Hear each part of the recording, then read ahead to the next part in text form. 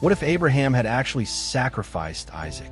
Because if Isaac had died on that altar, then one of the most important promises in the entire Bible would have vanished in a matter of seconds. And if that promise vanished, then perhaps Israel, Christianity, and Islam as we know them would never have existed. But there's an even more disturbing question.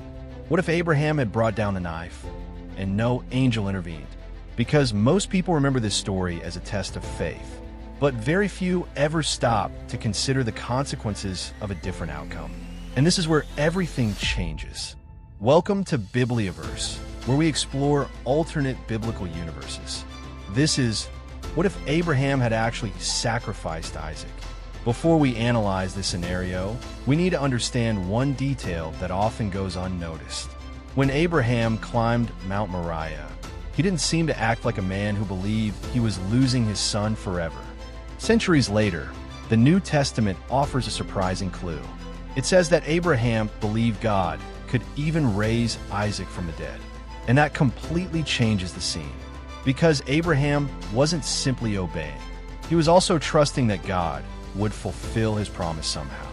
After all, God had declared that the promised descendants would come through Isaac. Not through Ishmael, not through another son, through Isaac. That's why Abraham may have been thinking something extraordinary. If Isaac dies, God will have to bring him back to life. But now imagine that Abraham was right about the sacrifice and completely wrong about the resurrection. Isaac dies. The altar is stained with blood.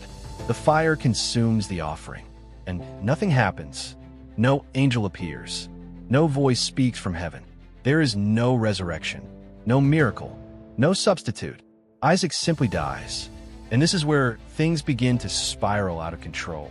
Because the first consequence wouldn't be political or historical. It would be theological. The story, as we know, it communicates a central truth.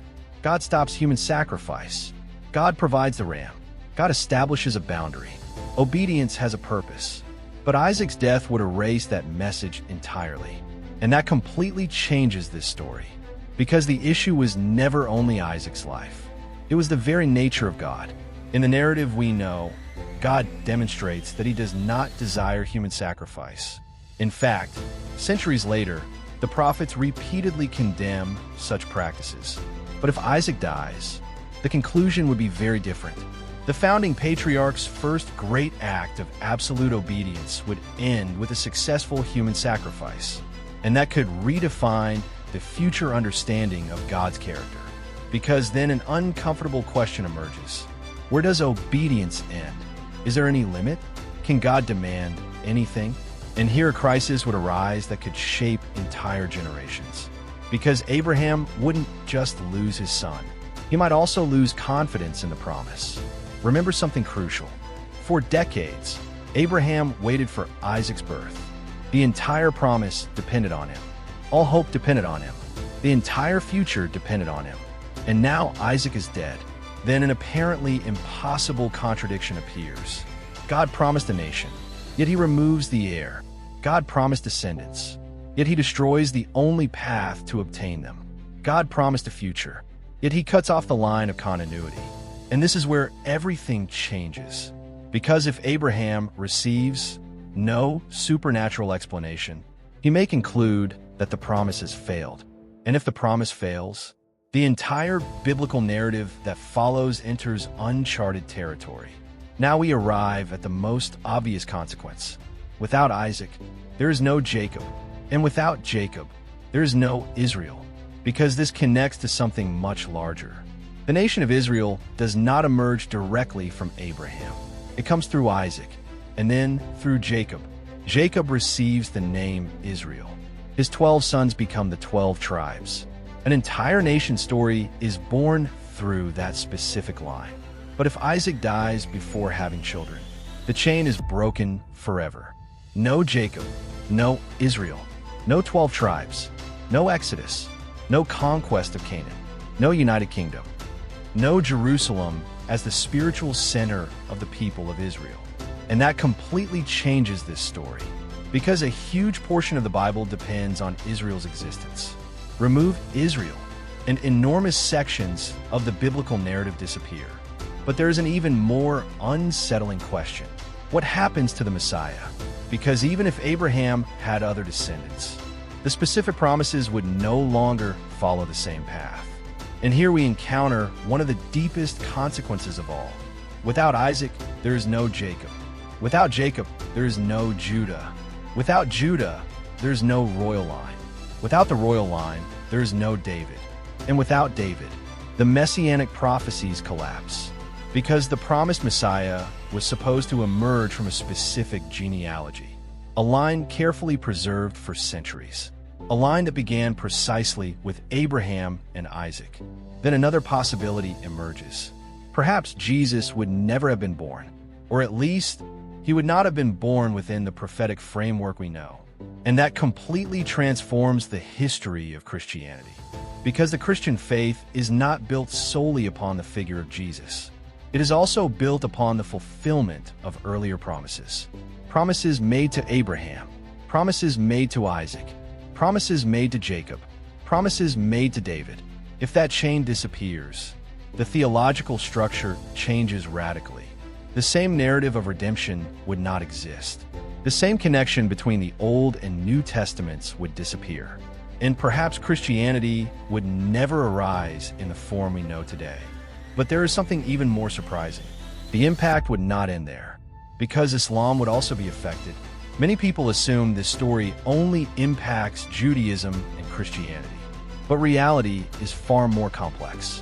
The three great monotheistic religions all look to Abraham as a foundational figure. All three regard him as a patriarch. All three build part of their identity around his story.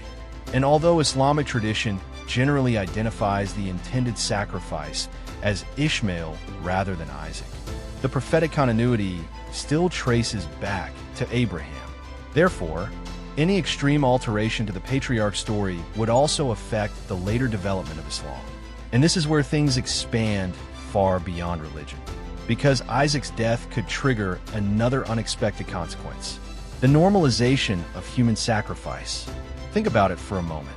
The story we know functions as a symbolic prohibition. God stops the act. Human sacrifice does not become the standard. But if Isaac dies, the lesson could be interpreted in exactly the opposite way.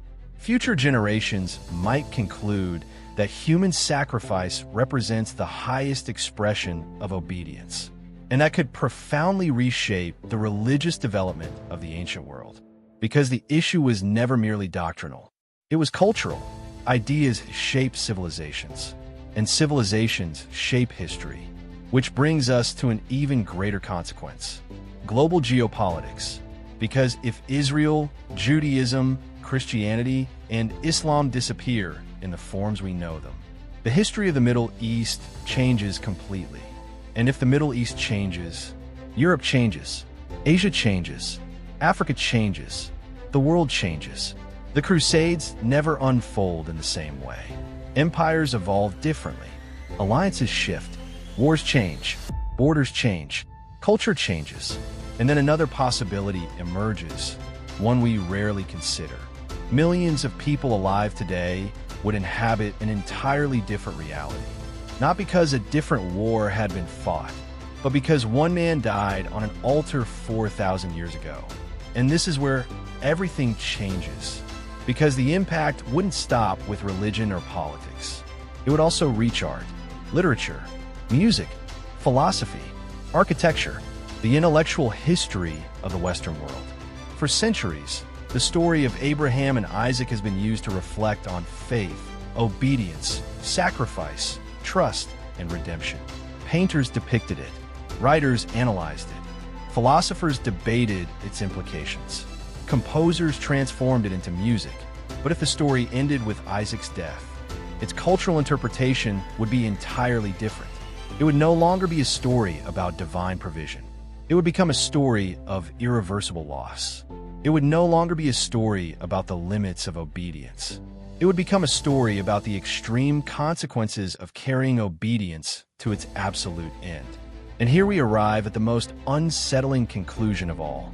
Perhaps the most important moment on Mount Moriah was not when Abraham raised the knife.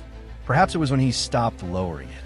Because that single moment protected far more than Isaac's life. It protected a promise. It protected a nation. It protected a genealogy. It protected a particular understanding of God.